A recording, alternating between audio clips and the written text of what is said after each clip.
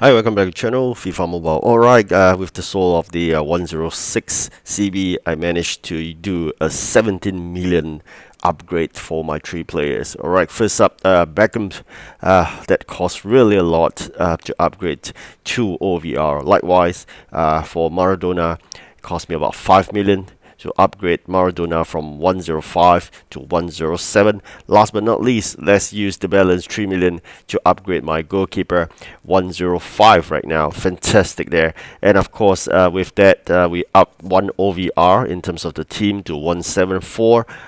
Chemistry retains the same. So I'm going to test it out with the VSA. And you know what? I have not lost a single match ever since that upgrade. Let's take a look right now. The first match itself, alright? So really sometimes it depends on your luck. You can see here the player basically after looking at the OVR and chemistry just decided to disconnect. So with that, this win is assured. Okay, so many a times you will see in such occurrence whereby people just disconnect. I think it's a matter like frustration in a way when people sees the OVR. So likewise, in this video, you may see a couple of people basically disconnect. So it's important, I would say, to upgrade your players as and when possible.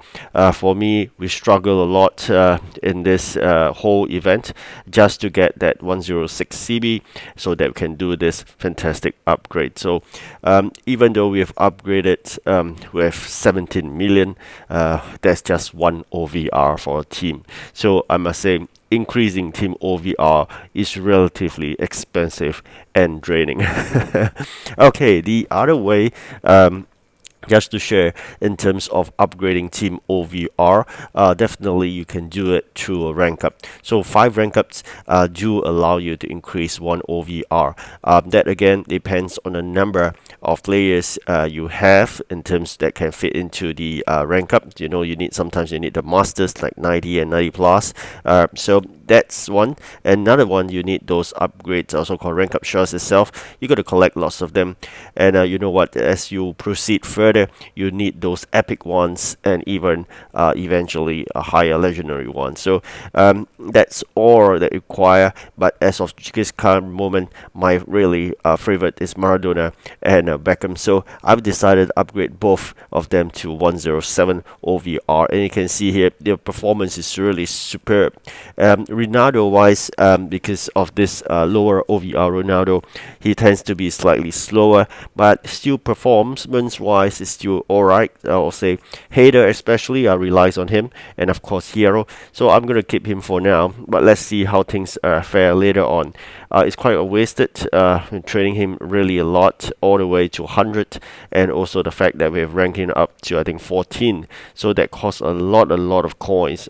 Even though I wouldn't do a transfer, it'll cost me probably 1 million or more coins to do a transfer from rank 14 to a rank to upgrade a rank 13. So in terms of VSA, you really need chemistry. I must say this.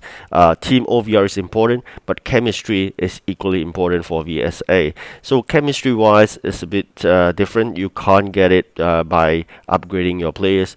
You need to get it using perk points. So how to get perk points? I mean, some of you may be new to the game. Perk points is gained when basically you watch, the daily video.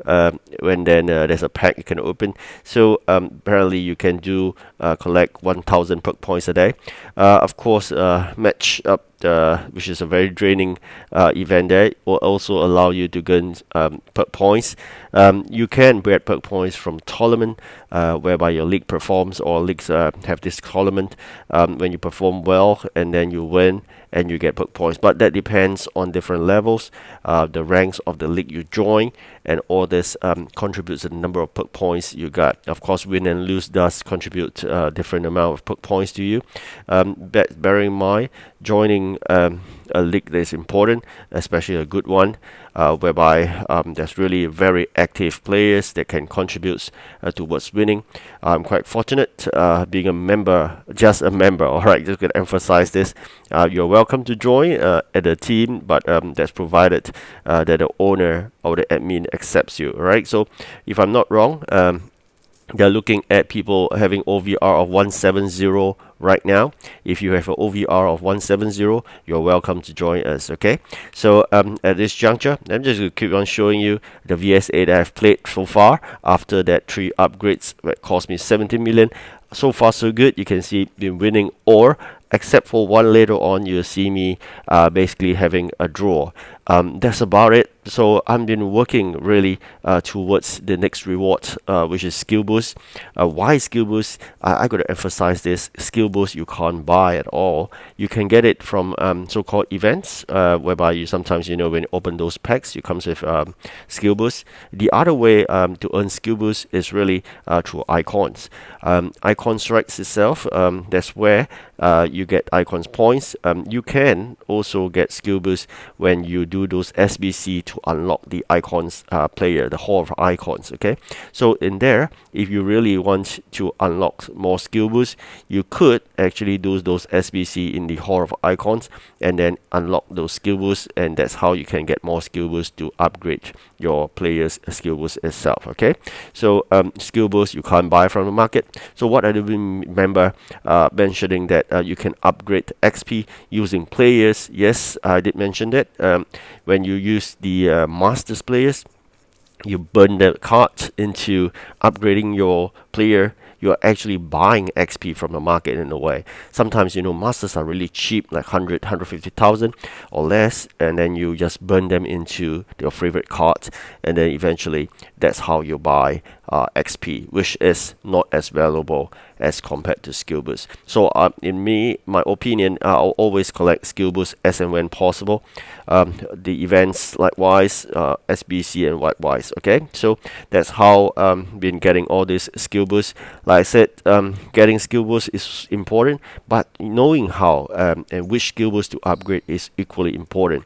If you are spending coins and burning your coins just to get every single skill boost up, I think you are making the same mistake that I made. Do not do that. Recognize the good skill boosts like captain and whatnot, and then have them done up, and then eventually have players that have that kind of skill boost. Hence, you do not go wandering around and then upgrading all kind of skill boosts itself. Just focus on a couple, probably 6 or 7 skill boosts.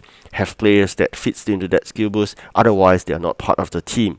Get as many as players as possible. Like me, I'm getting all the 3 defenders right now who are having the same skill boost. So for them, I'll just need to upgrade one set of skill boosts, and all 3 are basically upgraded in that context. You can see there again, players are disconnected the moment they start the match. This, in a way, is a protest for the poor matching with players, but again, it benefits you.